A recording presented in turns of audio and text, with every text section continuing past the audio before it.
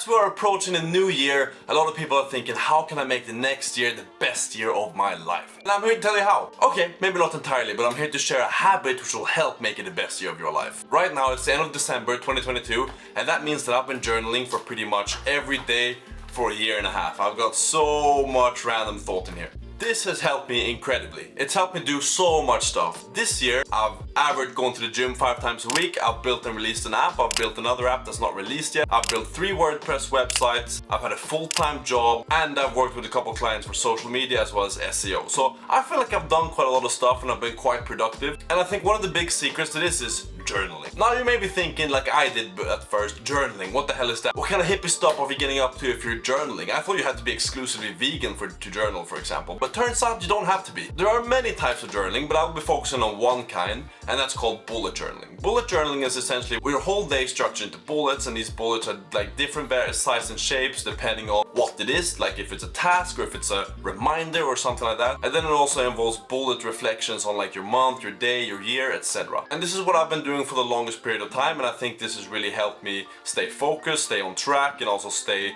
conscious of what I'm doing, so that I'm not just doing stuff for the sake of doing it, but also keeping track of what I'm doing, so I know that I'm doing useful stuff. It's also helped me develop and track habits, which I think has been very good. And if you've like read books such as Atomic Habits, habits is all that really matter. So all in all, it's been a very helpful process for me, and I think it could be for you too. For example, you will start a week with writing down all the stuff you need to get done that week, or maybe you don't end up doing that stuff that week, so you move it to the next week, for example. And it's just very good for keeping track of those kinds of tasks so they don't fall between the cracks and you forget about them. Of course, there are also other kinds of journaling. For example, people do art journaling. They do like reflection journaling, where they exclusively reflect on their feelings and emotions for that particular day. And there's all kinds of different stuff. I think bullet journaling is the best though for productivity, because it really has the task in focus. The highlight of your journal is the task you have to do that day, how you get it done, and also the habits you do in relation to those tasks. That's why I think for people like you probably and people like me, bullet journaling is the best type of journaling. If you're into more of like the feeling kind of stuff, I don't know, that sounds so bad, it's not what I mean.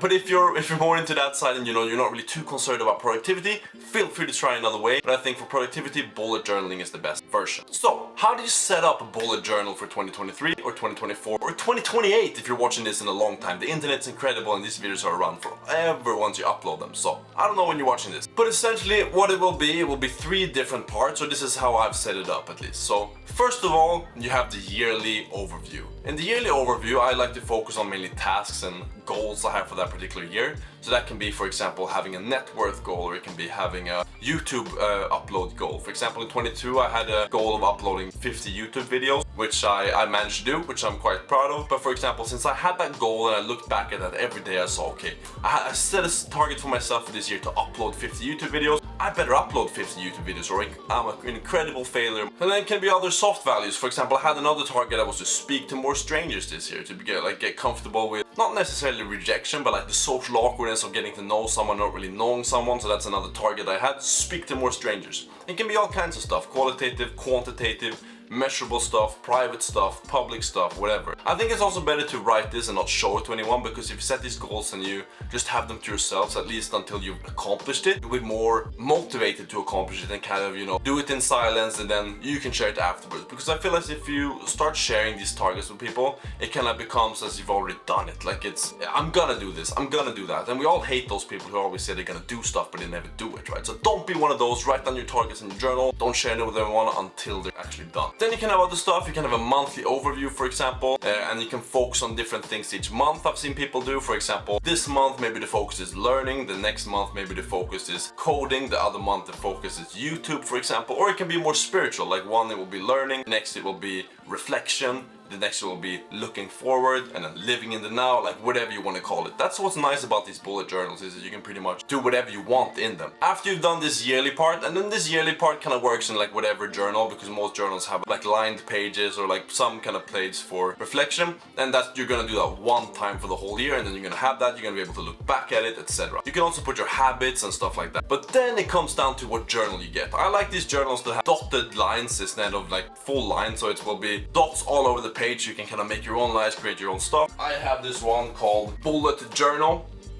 I think that's trademark. But at the end of the day, what it is just a nice hardcover book, but with some dots on the page so you can connect and make lines, etc. like you see me do here, for example. I think those are the best. I will be leaving a link to one of those in the description down below if you want to cop one for yourself for the new year. Then we come to the monthly stuff, and for me the month consists of a couple of different things. First of all, we have the brain dump. The brain dump is where you put all kinds of thoughts. It can be at the beginning of the month, it can be at the end of the month, it can be during the month, and it will be stuff like, hey, I need to sleep more, or I need to drink more water, or the time I did this I felt really good, let's do it again. Or when I tried this method for productivity in the evening, it worked really well, let's remember that and reflect back on it later. Just whatever you want to feel like you want to write down, you write it down in the brain dump, and then essentially that's what it's called, the brain dump. You just dump whatever thoughts you have onto that page, and you hope for the best in the future. Then I like to have a learning part, and this is more kind of where I've learned stuff. And this could be either like a reflection I have in regards to work, or it can be a reflection I have in regards to my private life or whatever, but just something I've learned in that month. And usually this is also something,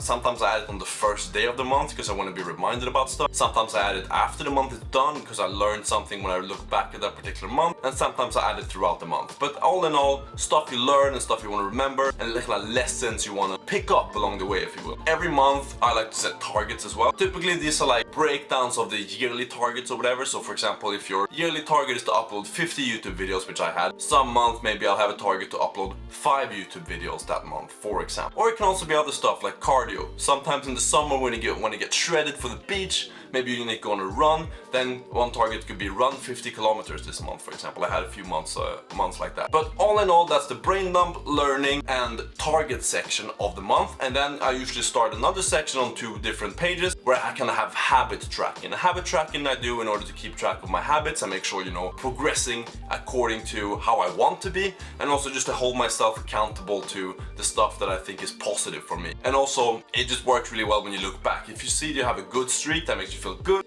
If you have a bad streak in terms of habit, that makes you feel bad, and then you get motivated to do the stuff essentially that you've written down. So for example, I had gym, I had reading, I had journaling as a habit, but also I like to add this up as these little squares where I have 1 little square per habit. Sometimes it's 5, sometimes it's 8, it depends on the month and how I'm feeling. And then I'll just add 1 little day per box in this circle. And then if I've accomplished it, or if I've done the good habit that day, I will circle that, and if I haven't, then I'll put an X over that to show that you didn't accomplish what you set out to accomplish this day. And this really helps to keep me accountable, but also helps me track how I'm doing over time. Then on another page, I also like to do sleep and work tracking. If you think about it, those are the 2 things life evolves around. And that's probably not a good thing to say. Obviously there are other things to life than work and sleep, but right now that's what my life evolves around, and that's kind of what I want it to be revolving around. So I track how many hours I sleep. I try to make sure that it's 7.5 hours or more. If it's not, then, you know, I can see that on the progress tracking, and I can kind of correct that or intervene with myself. I also have a work target, which is 12 hours a day, to make sure that I'm not really working more than that, because I don't think that's healthy. Obviously sometimes I will do, sometimes I'll work less than that, but kind of keep track on, am I doing enough or am I doing too much? And we want to be somewhere in the middle along there. And then after a while, when you've been doing this, you get these nice charts so you can follow along over time and see, okay, how did I do in January versus December in terms of work? Am I more consistent now than I was then? How did that look over the year, for example? Then after this comes the daily planning, and I look to make the daily planning as 6 different columns on 2 pages where I have 1 little column for each day. So for example, I'll split one of these spreads into 6 equal columns using the dots that you have on this page to begin with. And then I'll put in Monday and the stuff I need to do on Monday. So that will be, for example, going to the gym, and will be reading, it will be fixing something on Jira, it will be answering a particular email that's gonna, I know it's gonna be lengthy for like a potential client, something like that. And then essentially I just do this at the beginning of every week typically. Most of the time I do it on either Saturday or Sunday, where I plan the next week, and obviously there will be tasks that will be added during the day, and then there will be tasks that will be removed. And if I'm adding a task, typically what I do is like I make a little arrow beneath it to show that, okay, I've added this task and I'm moving it to the next day because I didn't have time to get it to this day. Or if I'm not doing the task at all, I just put a line through it saying, okay, this task didn't end up being done because I didn't need to do it. And that's also a very beneficial thing. You keep track of all the things you think you need to do, but then you also give yourself the headspace to cross them out if they're not necessary, or if they're not going to help you progress at all. So that's also something that I've found quite useful. Then I make this a habit to fill out this journal every day. As you've seen probably if you've been watching my YouTube videos, for example, you know that I always have a journal journal on my page. Like, go back and watch any one of the videos. I have always have this black journal on my desk where I can see this day I need to do exactly this, and if I haven't done this, then I'm an extreme failure. And that's really helped me stay productive, because I know what I have to do every day. Every time I sit down at my desk, I know what I have to do because I've already planned it out in advance. Then at the end of every month and every year, you can kind of do a little reflection. Like, for example, here's a reflection for October. All it is like, this went bad, this went good, this is what I learned, this is what I thought about the month. This is also optional. I think it works pretty well. I haven't done it for all months, but I've done it for some of the months where I really had some reflections to write down. And then it's really interesting to look back at this like a year later, for example, to see where your head was at that particular moment in time. But this is the fundamental part of a bullet journal, in my opinion. First of all, you have the yearly version, then you have, for each month, you have habits, and then you have some like brain dump learning, you know, some text like that. And then at the end, you have your daily planning, where for every 6 days, you make a new spread and you write down all the stuff that you need to do for that particular week, day, and then you can move those bullets in between. And then also you can feel free to mess around with making some different sizes and shapes of the bullets. For example, some people have a star, that means the bullet is extra important. Some people have a line, that means it's actually an event or like not really a task, but just something to remember. And some people make a plus, which means that this is something that they need to make a note of, or something which they need to address in the future, but maybe not necessarily now. But you can experiment with all that yourself, and also if you buy one of these journals, those instructions will actually be in the journal. But how do you then make sure that you follow up on this every day for the next year or so? Because as you know, people who just make New Year's resolutions and don't stick to them are the most annoying. For example, walking into the gym in January is gonna be the most horrible thing ever. Don't be one of those people. So in order to stick to this, I have 3 tips. First of all, make journaling a habit. In your journal, this is kind of like an evil circle or a good circle of sorts.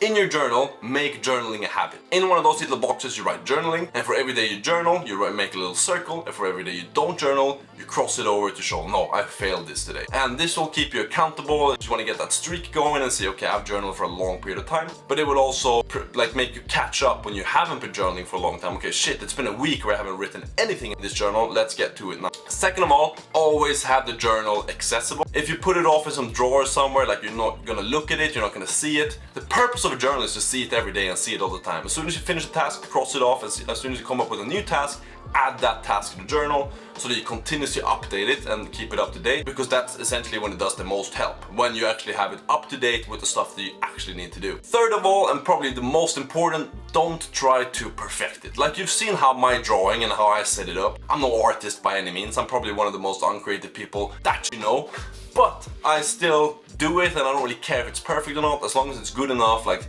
the lines can be a little bit squiggly, all the patterns don't need to match all of the things, and essentially does not need to be perfect. It just needs to be good enough for me to track my daily tasks and habits and keep up with them over time. If you do that, you'll get into some kind of rhythm to begin with. So for the first week or 2 in January, you'll feel like, damn, this is going really good, I'm being productive, I really like this. And then after that, it will just be a habit. It will be something you continuously do, and you need to do it because you feel as if it really helps you. And also, it's quite a lot of fun. Some other tips is to invest in some good, like, stationary stuff. Like, I have this really nice fine pens that have this very little tip that makes it really easy to write with them. And I also use a ruler. Please use a ruler, because if you're not using a ruler in your journal, it's going to be messy as hell. So I've been doing this for a year and a half, and I'm planning to do it again for next year. I actually got this new kind of journal. It's called Karst stone paper. I just got it because it seemed pretty cool that paper was made out of stone. There's nothing else to it really. And essentially all it is just a bullet journal, but with pre-filled texts and lines. So it will make you reflect on some different things. It has some pre-filled quotes, which I thought was pretty nice. But also, I've been doing the bullet journal for quite a long time, and I thought it would be nice to try something else. Also, it saves you a little bit of time when you don't really have to update and draw the spreads yourself, for example. So I thought that could be quite nice to try. But yeah, those are my tips for bullet journaling and how you can start journaling yourself to make the next year the best year and the most productive year of your life. I really recommend it to everyone, no matter if you're trying to be productive, if you're trying to reflect on your life. And the nice thing about it is you can always adapt it. Like, if you want to have more qualitative stuff in it, like reflections, add it. If you want to have more measurable stuff in it, add it. It's all up to you. That said, yeah, I think that's pretty much it for what you need to get started. Again, I have the journal that I use linked down below. If you want to, feel free to check it out. Also, if you like this kind of stuff, then feel free to subscribe, leave a like down below if you like this video. Check out my other socials if you want to keep up with like coding, productivity stuff. And without further ado, I'll see you in the next one. Peace.